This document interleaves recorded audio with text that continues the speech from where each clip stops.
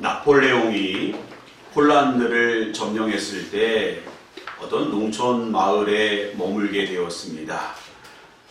무엇보다 그 마을의 영주는 나폴레옹에게 잘 보여야 되고 또 잘 보이려고 하는 마음에 저녁 식사를 집으로 초대했습니다. 하인들에게 최고급의 요리를, 또 우리 가문에서 내려오는 그러한 좋은 음식과 포도주로 나폴레옹의 마음을 좀 사자라고 해서 분주하게 또 이렇게 맛있는 만찬을 준비했습니다. 그리고 이제 나폴레옹을 모시고 이제 저녁 식사를 대접하려고 하는데 나폴레옹이 화가 난 거예요. 아니, 왜 화가 났는가 봤더니요, 그 이제 테이블에 가장 높은 자리, 상석 2자리가 비어 있고 3번째 자리에 나폴레옹을 그렇게 앉으라고 한 거예요. 그러니까 내가 프랑스의 황제고 이제 폴란드는 내 아래에 있는데, 내가 폴란드의 군주인데 어떻게 네 놈이 이렇게 할 수 있느냐 하고 화를 낸 겁니다. 그랬더니 그 주인 영주가 무릎을 탁 꿇으면서 아닙니다, 카카. 이 상속은 우리 집안에서 아버지 어머니보다는 위에 계신 분이 없기에 제가 아버지 어머니를 위한 자리를 마련하고 그 바로 다음에 우리 카카를, 나폴레옹 황제를 모신 겁니다. 그랬더니 표정이 다시 밝아지면서 그러냐? 라고 하면서 갈 때에 그 영주에게 큰 상을 내었다고 합니다. 여러분, 우리가 우리의 인생에 있어서 가장 기본은 뭘까요? 우리의 삶에 있어서 중심은, 출발점은 어디에 있을까요? 저는 부모 공경에 있다고 생각합니다. 아무리 우리가 열심히 기도하고 성경을 읽고 전도하고 헌금하고 헌신하고 그런 것도 중요하지만 우리가 사람이고 하나님의 백성이라면 부모를 공경하는 일이 우리 삶의 출발점이 되어야 할 것입니다. 그러면 하나님은 얼마나 기뻐하시겠어요? 얼마나 부모 공경 잘하는 사람을 축복하시겠습니까? 얼마 전에 제가 인도네시아를 다녀왔는데, 인도네시아에서 예배를 마치고 이제 목양실에 있는데 어떤 한 집사님이 달려오셨어요. 그러더니 담임 목사님에게 목사님, 강사 목사님 언제 귀국하시나요? 물으니까 다음 주쯤 갈 것 같아요. 이렇게 이야기합니다. 그랬더니 그 집사님이 가시기 전에 제가 점심 식사를 반드시 대접하고 싶습니다. 그래서 그럼 그렇게 하세요 하고 한 주가 지났습니다. 근데 어느 날 교회에 이제 커피를 마시고 쉬고 있는데 그 집사님이 승용차 2대를 가지고 나타났어요. 나타나가지고 목사님, 제가 약속한 바대로 점심을 좀 대접하겠습니다 해가지고 그렇게 하세요. 가까운 곳에 가서 이제 식사를 하는가 했더니요, 거기서 한 차로 2시간 정도 가는 자카르타가 인도네시아의 수도인데 그곳에서 가장 비싼 지역, 그리고 아주 좋은 음식점에서 저를, 강사 목사님을 대접한다는 거예요. 저는 또 마음에 감동을 받았습니다. 그리고 그 집사님과 이런저런 이야기를 나누고 살펴보니까 그 집사님은 항상 어머니 권사님을 모시고 다니는 거예요. 가만히 보니까 주일날도 어머니 손잡고 교회에 이렇게 예배당에 들어오는 모습이 떠오르더라고요. 그리고 더 놀라운 이야기는 그분이 3남매의 둘째인데 위에 있는 누님과 동생의 형편이 좋지 않으니까 조카들을 다 인도네시아로 초청을 했대요. 그 아이들. 그리고 인도네시아에서 학교를 다 보내주었다는 것입니다. 여러분 생각하기에 인도네시아에서 학비가 나가면 얼마나 나갈까 생각하잖아요. 인도네시아에서 한국 아이들이 학교를 다니는 건 다 국제학교를 다녀요. 국제학교 학비가 얼마나 비싼지 몰라요. 그거를 다, 조카들을 다 내주고 또 미국에서 또 다른 나라에서 공부할 수 있도록 다 도와주었다는 것입니다. 그런데 왜 그 집사님이 이런 일을 했을까요? 이유는 한 가지. 어머니 마음을 기쁘게. 저는 그분이 참 신앙생활 잘하고 있구나. 하나님이 복을 주시. 아니나 다를까요? 그분이 참 사업이 잘 돼서 하나님께 큰 복을 받고 있더라고요. 사랑하는 성도 여러분, 에베소서 6장 2절 3절 말씀에 주목해 보십시오. 내 아버지와 어머니를 공경하라. 이것은 약속이 있는 첫 계명이니 바로 이로써 내가 잘되고 땅에서 장수하리라. 10계명은 10가지의 계명인데 첫 번째부터 네 번째까지는 하나님에 대한 것입니다. 다섯 번째, 인간과 인간 사이에, 우리 사이에 있는 가장 첫 번째 계명은 부모 공경입니다. 근데 하나님께서 부모 공경만 잘해도 네가 땅에서 잘되고 장수하겠다고 약속해 주셨습니다. 이 말씀을 우리가 붙잡아야 될 줄 믿습니다. 공경이라는, 부모 공경에서 공경이라는 단어는 오늘 본문에서 보니까 헬라어로 티마노입니다. 그 단어가 구약에도 쓰여졌는데 구약에는 히브리어로 카바드로 쓰여져 있습니다. 카바드라고 하는 단어는 어디에 주로 사용되는가 살펴보면요, 하나님께 예배하다, 하나님을 경배하다, 거기에 이 카바드라고 하는 단어, 티마노라고 하는 단어가 사용이 되어지는 것입니다. 어떻게 하나님께 쓰이는 공경이라고 하는 단어가 부모에게 쓰여질 수 있을까요? 그것을 우리는 주목해야 되는 것입니다. 다시 말해서 그만큼 부모 공경에 무게가 있다는 것. 하나님의 백성이라고 하면 부모를 공경하지 않고 어떻게 하나님, 보이지 않는 하나님을 공경할 수 있느냐? 하나님께서 그것을 우리에게 말씀하고 있는 거예요. 시인 바이런은 이런 얘기했습니다. 우리 인생의 출발점은 어머니 가슴에 있다. 그렇습니다. 우리가 사람 되고 사람으로서 살아가고 하나님의 백성으로 살아가는 데 있어서 출발점은 부모를 공경하는 데 있다는 사실을 우리는 기억해야 할 것입니다. 오늘 본문은 어떤 내용입니까? 오늘 본문을 살펴보면 1절 말씀 같이 한번 읽어보겠습니다. 시작. 그때에 바리새인과 서기관들이 예루살렘으로부터 예수께 나와 이르되. 예루살렘에서 바리새인과 서기관들이 예수님에게 나와서 도전을 하는 것입니다.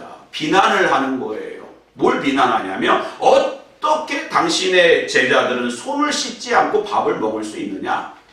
이게 무슨 말인가? 성경에는 손을 씻고 반드시 밥을 먹으라는 그런 말씀이 있는가? 없습니다. 구약 613가지를 다 찾아봐도 밥 먹기 전에 반드시 손을 닦고 이를 닦고 먹어라, 이런 말씀이 없어요. 그럼 이게 도대체 어디에서 나온 것이냐? 구약에 보면 하나님께서 이스라엘 백성들에게 정결한 삶을 요구하십니다. 그래서 시체를 만지지 마라, 주검을 만지지 마라, 가까이 하지 마라. 몸에 유출이 생기면 또 그것을 부정하다 여기고 또 가까이 하지 마라. 이렇게 우리의 삶에 있어서 먹을 것이나 만지는 것이나 이런 부분에 있어서 구별된 하나님의 백성이 되라고 말씀해 주시는 것입니다. 이것이 정결법입니다.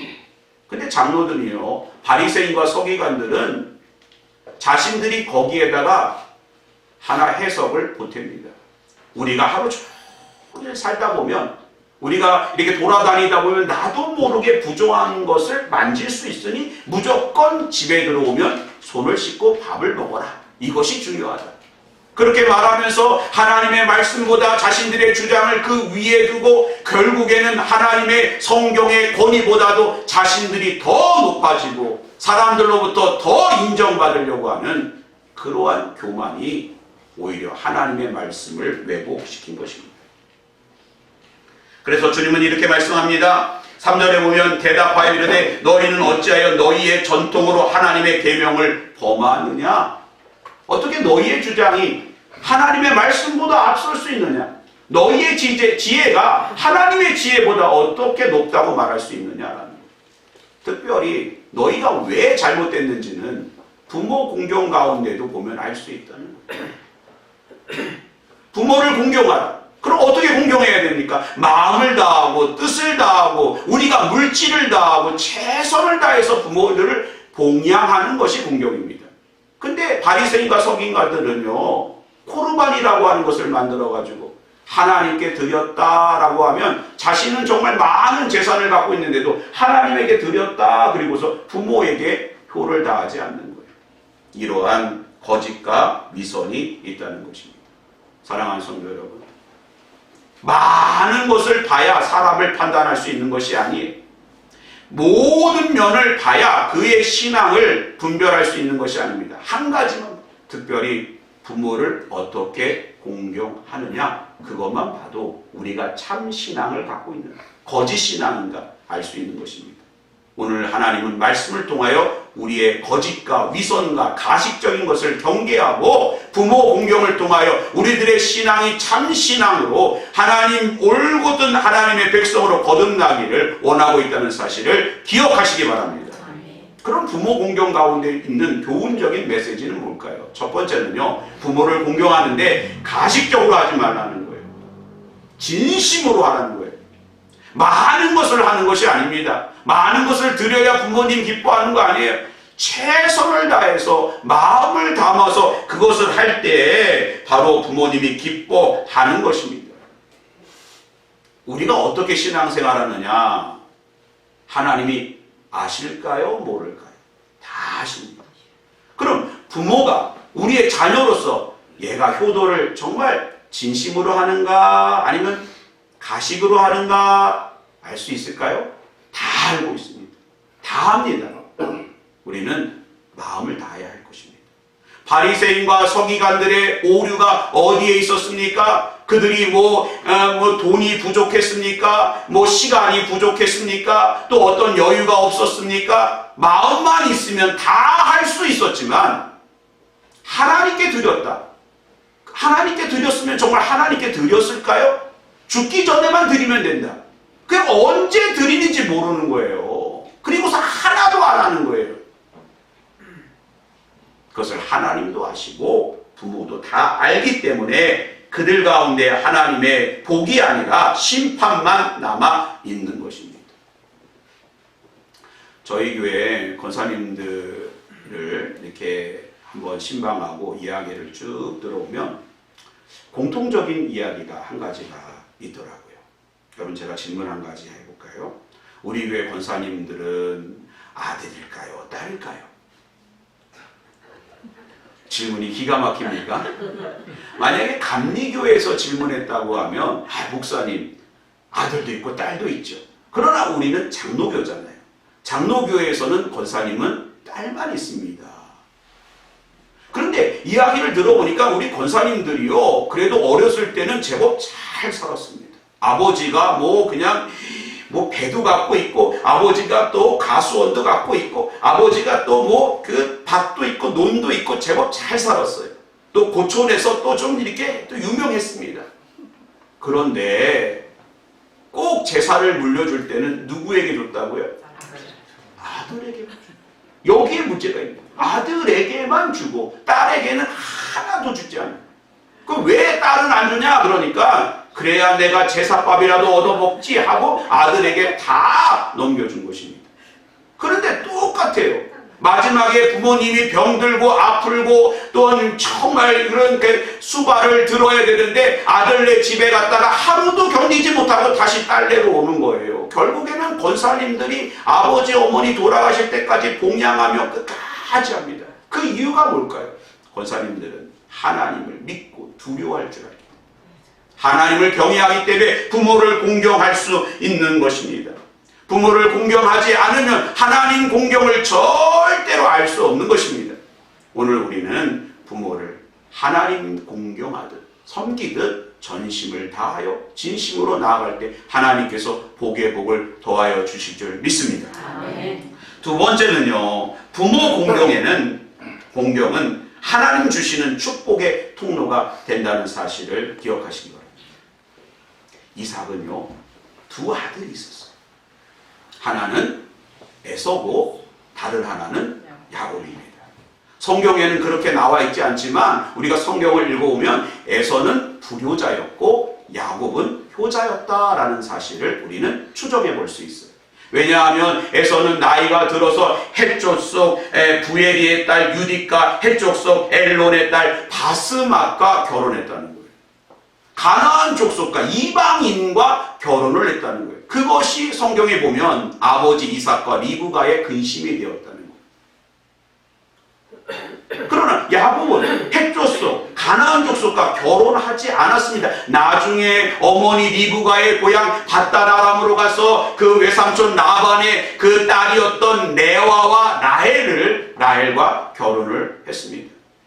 그러다 보니 결국에는 장자의 축복을 에서가 받은 것이 아니라 야곱이 받은 거죠. 내 아들의 향치는 여호와의 복 주시는 밭의 향치로다.